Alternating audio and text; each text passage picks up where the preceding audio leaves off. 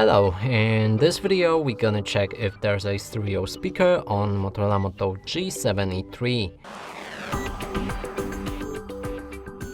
So to do this we'll need to find all of the speakers first, and first one we can see at the bottom, that's a main speaker.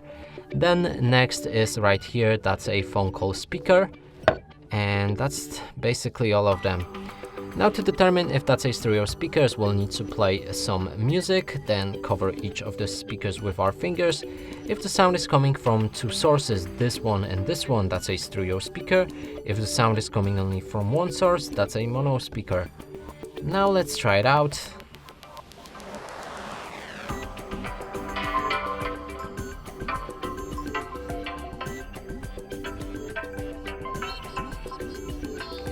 So clearly, this sound is coming from both of the speakers, and that would mean this phone has the stereo speaker. And that's it for this video. Hope you like it. Please consider subscribing to our channel, leave a like and a comment below.